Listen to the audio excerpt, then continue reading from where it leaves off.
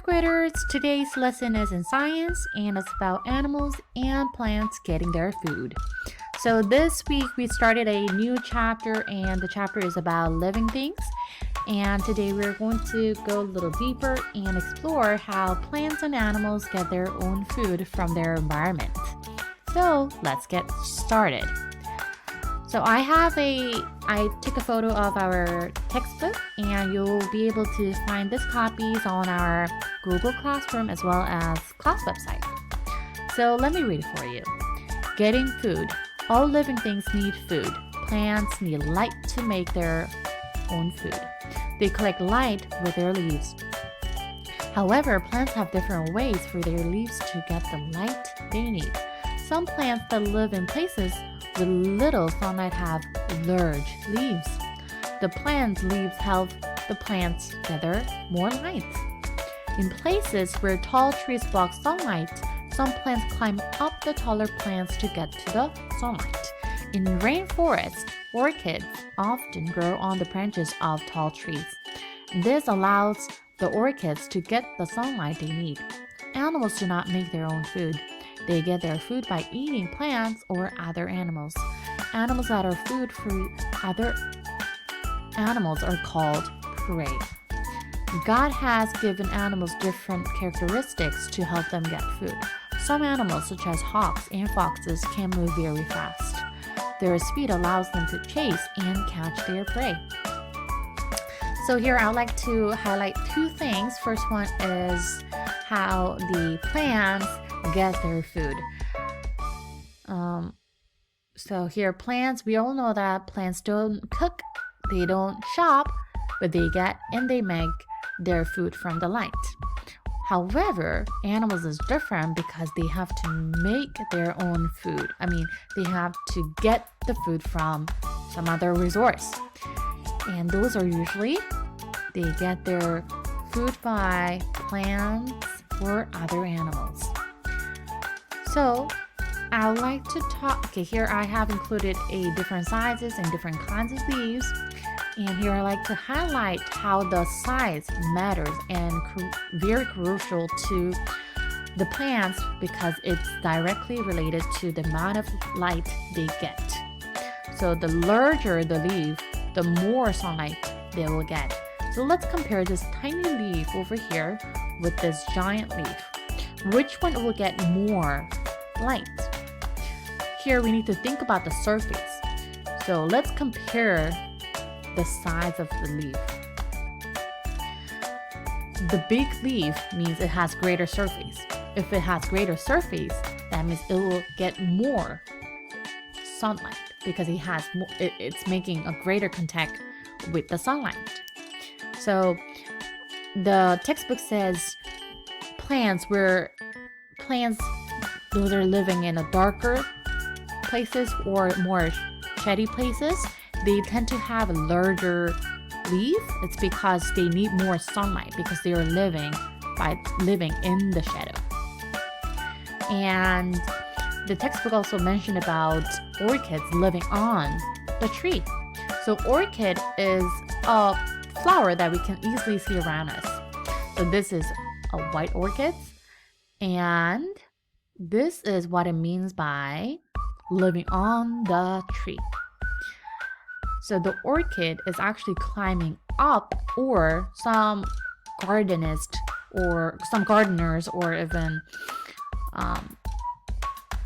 just more like ordinary people like to mount these two plants together, but this is when the orchid is living on the tree to get more sunlight.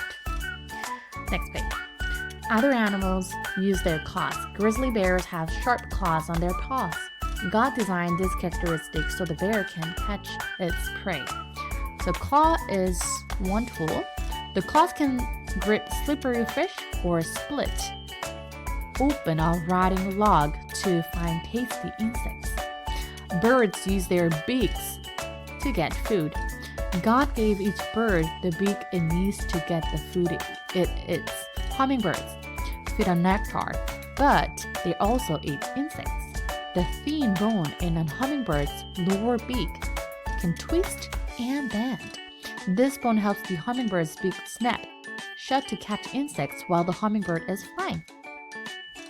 Wading birds, such as herons and cranes, use their long pointed beaks to reach into the water to catch fish. Their beaks are like scissors or tongs. A great blue heron eats mostly fish, but its prey also includes frogs, snakes, turtles, and insects. Finding shelter. Animals need shelter as well as food. Their shelters help protect them from the weather and from animals that may want to eat them. Animals have many kinds of shelters. Moles and prairie dogs dig burrows, this is one example of shelter, into the ground. Birds, mice, and squirrels build nests. A hollow tree is also another example, maybe a home to a raccoon or a colony of bees.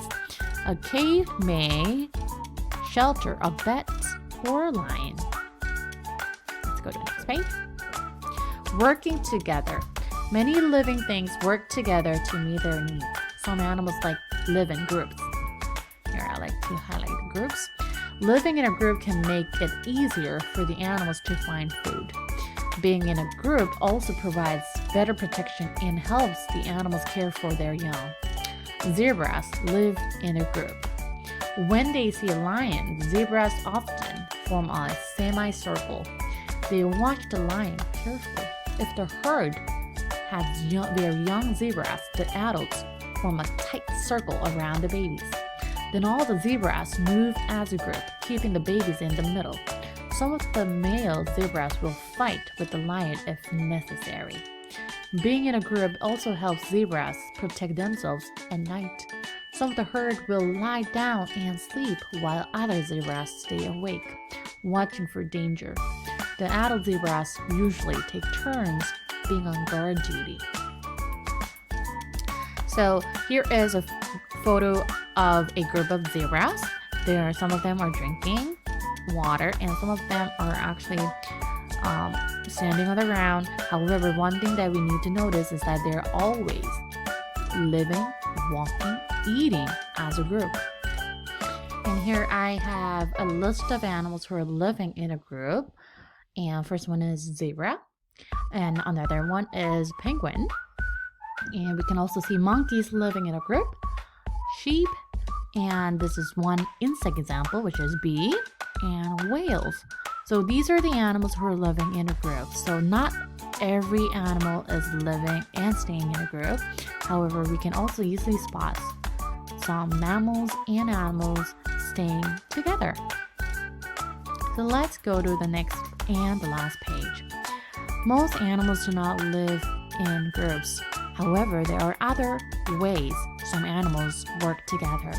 Two different kinds of animals may form a partnership. So here I have highlighted partnership because that's another term that I want you to remember. For example, crabs can be partners with sea anemones. Anemone hermit crabs live on coral reefs. A small sea anemone may attach itself to a crab's shell.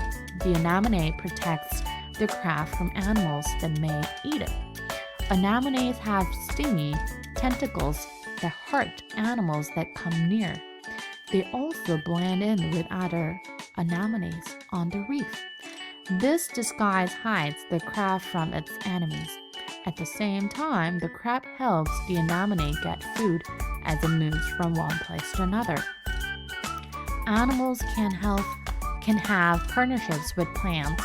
Some flowers and insects need each other in order to survive. The flowers provide food for the insects. The insects carry pollen from one flower to another as they eat. So here on the textbook, we can see two photos of animals and plants partnership. So here is anemone hermit crab, and this is the anemone. So one special thing about this anemone is it stings. That means it creates smelly and very bad scent, and it's also very sharp and stingy, which can hurt other animals. And so they're working together because the anemone is protecting the hermit crab when the hermit crab is giving the food as it moves from one place to another. And this picture shows the relationship between the flower and butterfly. So butterflies, same for the bees, they come and get the nectar from the flower, and then they move the pollen from one flower to another flower. So these are the examples of the partnerships between the plants and animals. And that's it for today's lesson. You will be able to find an online quiz on Google Classroom. Just like our first online quiz, even though it's called online quiz, it's not a quiz, it's actually homework. And I will be taking only the completion mark. So if you have any questions, feel free to take more than once and you will be able to find the correct answers. So I also want you to check for your answers and see which one you need to study more.